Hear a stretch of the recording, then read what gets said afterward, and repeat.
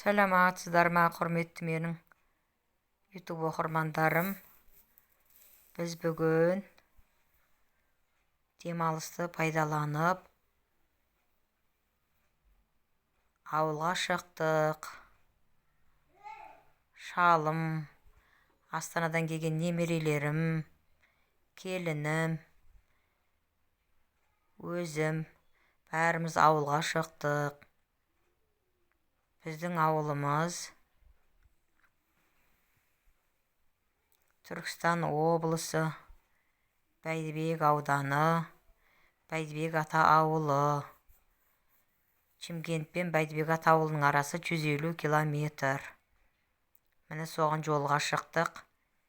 Немерлерімізді, келінімізді апарып, әжесіне көрсетіп келеміз деп. Аллаға шүкір.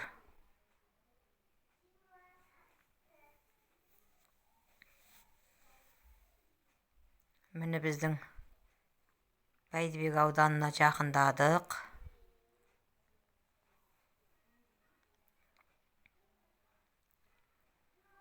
Осындай бидайды алқап бар бізде. Біздің ауданымызда бидай егіледі, арпа егіледі, жоңышқа егіледі, мақсары егіледі. Міне осы жерден бастап, мына жерде көз әулие деген әулиеміз бар. Төбеде Бәйдібек ауданы деп жазылып тұр. Мінекей. Алла жолымызды берсін. Далада 40 градус ыстық боп тұр. Түс қайта демалып шықтық. Біздің жолда, ауылымызға дейін жолда Ақмешіт үңгірі деген үңгір бар. Қазір сол үңгірді сіздерге көрсеткім кеп отыр. Келініме, немерлеріме бұрын көрмепті бұлар, соларға да көрсетеміз деп алып келе жатырмыз. Міне мынандай жолдарын жасап қойған. Осындай таудың арасында, Ақмешіт ауылының қасында, жолдың бойында. Міне екі немерем, келінім, атасы бәріміз. Мына Ақмешіт үңгіріне келдік.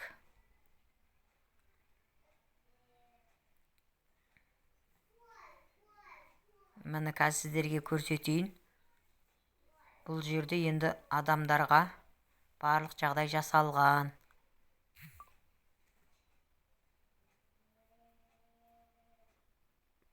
Оқушылар да келеді, үлкен кісілер де келеді, әр жерден келіп, осы үңгірді қызықтап, тамашалап кетеді. Біздің ауылымызда осындай ғажайып жерлер бар.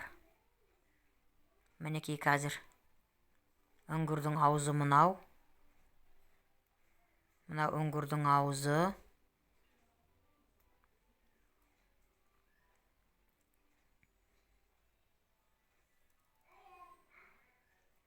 Міне үңгірдің аузы.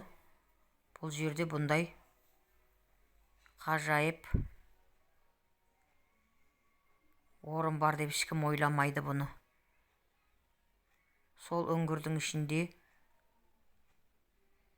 талдар бар, құстар бар, жан-жақ қабырғаларына тамшылап тұрған сулар бар.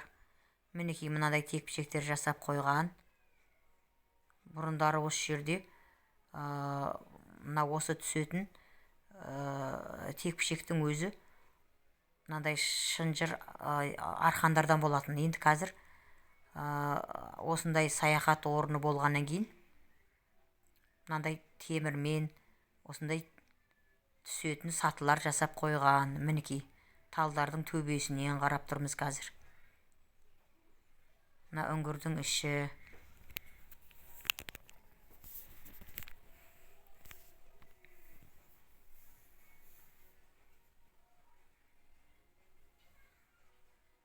Міне атасы бір немересін ұстап қолына, келінім бір немерені ұстап түсіп келе жатырмыз.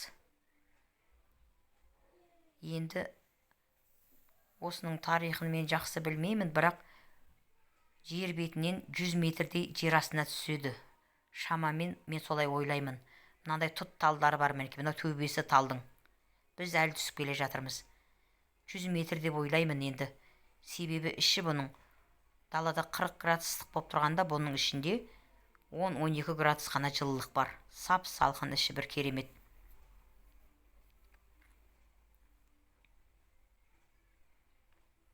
Оқушылар келеді бұл жерге. Басқа қалалардан саяхаттап келеді. Енді біз ауылымызда болғаннан кейін анда-санда осы ұқсап балалар, немерелер келген кезде ғана барамыз. Ылғи да бармаймыз да енді, былайша айтқанда. Бірақ сырттан келгендер қатты таңғалып жатады. Мінекей мынау несі, сатысы. Мына астына жақындадық. Мына талдардың түбіне енді келдік мінекей.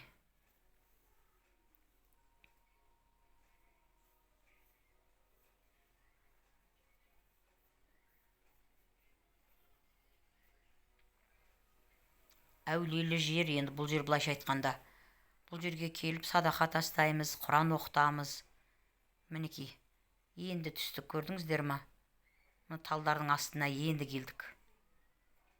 Енді құстардың сайрағаны, кәдімгі ормандағы әртүрлі құстардың салқын жерде мына тастардың арасында өмір сүріп жатқанын көрсеңіздер.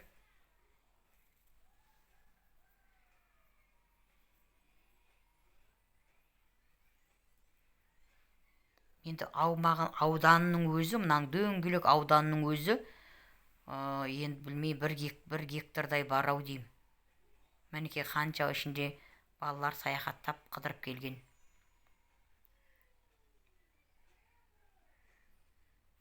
Оқушылар жүр. Енді осы тарихта сөз бар. Осы мынау алдымыздағы жолды, тастың ортасындағы жол, сол Түркістанға апаратын жол деп айтады. Енді оны біз жақсы білмейміз, бірақ естуімізді. Мына жол, мінекей мынау тесіктің арасында жол бар. Сонымен Түркістанға өткен деген бая бұрынғы атам заманда болған тарих қой енді ол.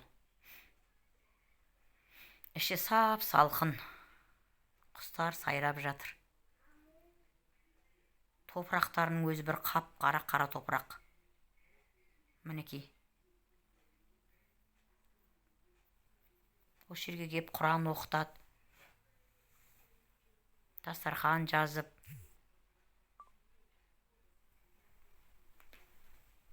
Ішінде дем алып, 3-4 сағат отырып қайтады көп адам.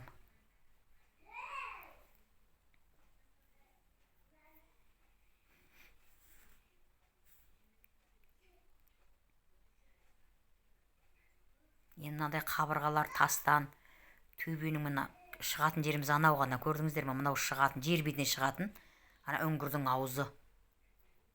Мына жақтың бәрі тас, сулар тамшылап, сап салқын. Мынандай тапшан жасап қойған. Сол жерге отырып, шайларын ішеді көп адам.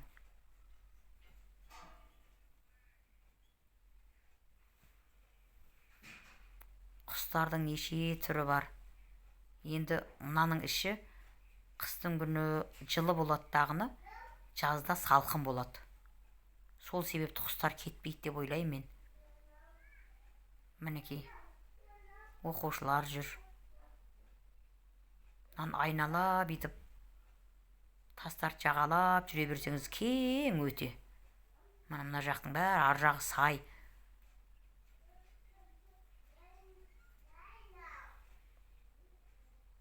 Мынау менің немерем жүгіріп жүр.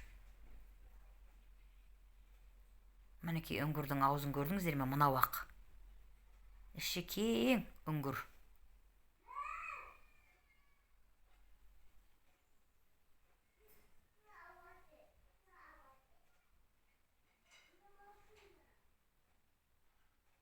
Кең жазық даланың да бұндай үңгір бар деп ойламайсыз. Туралап ішіне кіріп келмесеңіз, тура осындай табиғаттың кереметін адам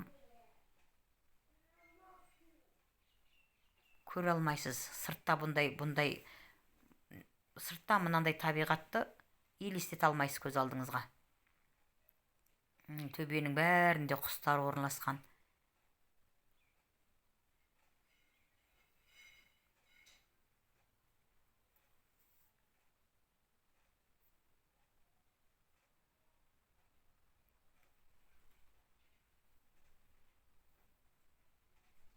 Тастарды қандай құдірет мынау құсап қабырғаға қалап, астын осындай кең ашық қып, мынандай тастарды түсіріп қалай қойған бір керемет енді.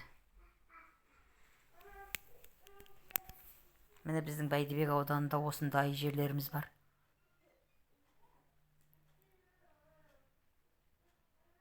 Мынандай қап-қара топырақ, мына топырақ.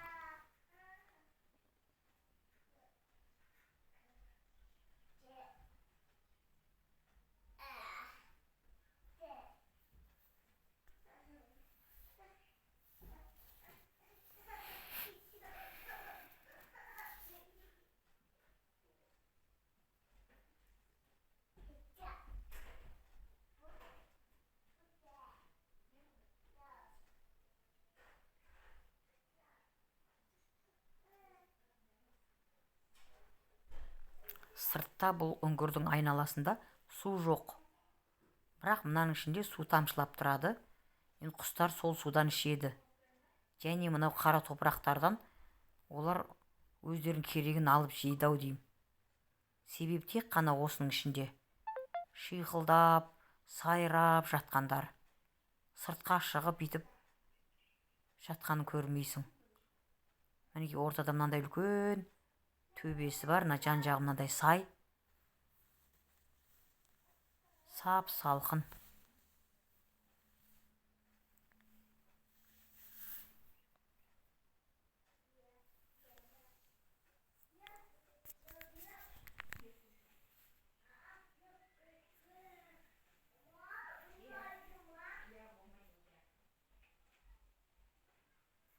Құстар жерде жүр мінекей.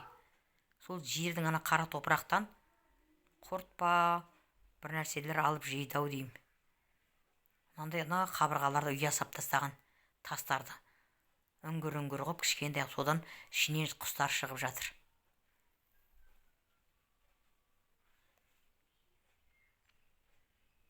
Өзі тал өскен жері мынау үңгірдің кіреберіс ауыз жағында, мына жағында. А бер жағында тал өспеген үлкен төбе тұр тағы да. Енді ауданы өте кең.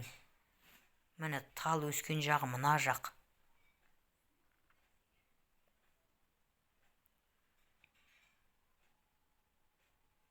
Бізде осындай саяхат орны бар Бәйдібек ауданында.